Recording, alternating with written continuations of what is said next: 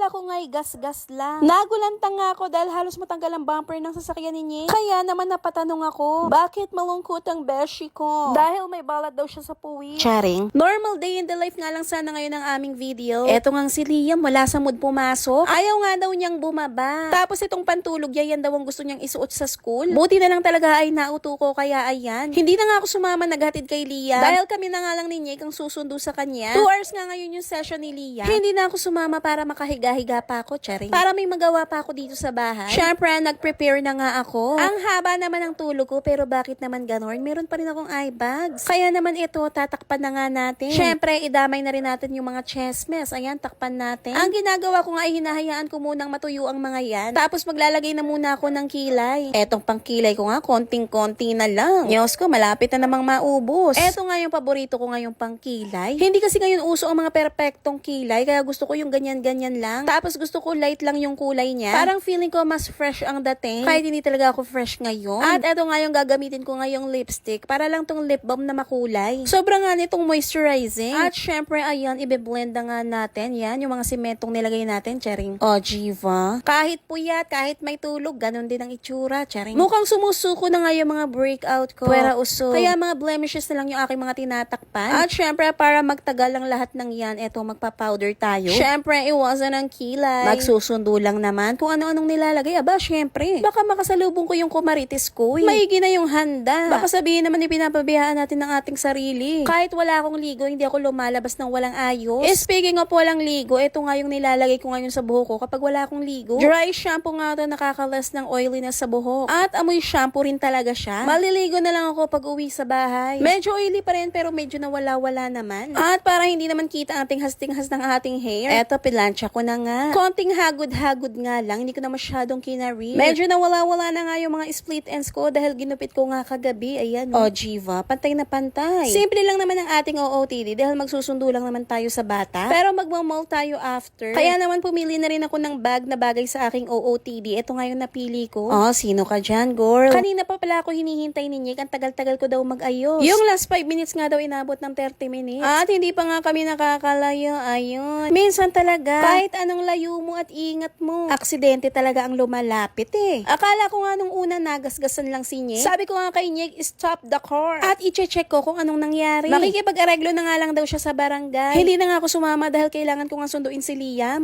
Relax pa ako. Tapos nung nakita ko, ayun. Anyos ko, muntik nang matanggal ang bumper ng sasakyan ni Nick. Parang ginupit pa nga ng yero. Nakasundo na nga lang sila sa barangay. Alam niya naman wala tayong habol. Basta mga truck, mga PUV. Pasalamat na lang kami at ligtas kami. Eto nga, sinundo ko na nga si Liam at si Nick. Ayun, namamalimos na ng pampagawa ng sasakyan. Patawa-tawa lang yan, pero stress na yan. Sabi ko, ang maalaga, hindi tayo nayugyo. Kaya naman napatanong ako sa kanya kung bakit malungkot ang beshi ko. Abay ako pa nga ang nasabihan, malas daw akong kasama. Eto nga't pinakain ko na nang mawala-wala naman ang kanyang lungkot. Nagkasundo na nga lang daw sila sa barangay at nag-aregluhan. Kaya ingat-ingat na lang sa susunod. Sabi ko nga sa kanya, meron kaya tang balat eh. Sabi ko, etong sayo. Mag-drive ka na lang nito. Dahil Momo Kart, charing. Buti na lang itong iraride mo at hindi iyan. Blessed pa rin kami. Dahil walang nangyaring masama. Ewan ko ba dito kay Nick? Nakahinto naman. Pero talagang nilalapitan. Sabi ko nga magsuot siya ng anting-anting. Sumakay na nga lang siya dito. Pinapasaya ang sarili. Pero parang si Liam yata ang mas nag-enjoy. Ayun nga lang, panay busina. Lahat nga ng dinadaanan ay binubusinahan. Kaya naman nilagay dito ni Nick sa likuran niya. Oh, wala kang kawala dyan. Naibabalik naman pala, kaso nga lang ayun, napakadaming gasgas. Kaya naman nung pag-uwi namin, uutangin na nga lang sana ni Nick yung nasa prosperity basket. Binasag pa ni Liam tong itlog. Pero wala daw siyang pakialam. Pera is pera. Kaya ayan, hinarvest na. Abay, maswerte pa rin daw. At ayan, may pampagawa instantly. Dito kinuha sa prosperity basket. Sabi ko, huy, akin yan. Utang lang yan. Buti na lang ay ako yung nakapag-withdraw dito. Kaya napautang ko si Nick. Para makapag-start nga ay ayan, mag-register lamang kayo. Fillatan nyo lamang yan. Syempre po, paalala, ito hindi pang bata at swertihan pa rin. Sobrang dami nga ditong laro pero ito yung aking kinakalibangan dito. Lahat kasi ng natatamaan mo dito ay equivalent to coins. Kaya naman siguradong may mapapanalunan ka. Ayun o, sunod-sunod nga yung mga nakukuha kong coins. At ang maganda pa rito kapag satisfied ka na sa napanalunan mo, hindi mo na kailangan pang tapusin yung laro. Pwede mo agad ma-withdraw dito yung napanalunan mo. Fillatan nyo lamang yan. Kapag naubusan ka ng coins, pwede kang mag-cash in dito. Paglalaro at ayan, fillatan nyo lang ulit yan. Magre-reflect din agad. At para mas maganda ang kita, pwede kang mag-agent. Magaya ka lang ng mga maglalaro tapos ipalagay mo ang yung referral ID. Pati nga yung mga benteng barya hindi pinatawad.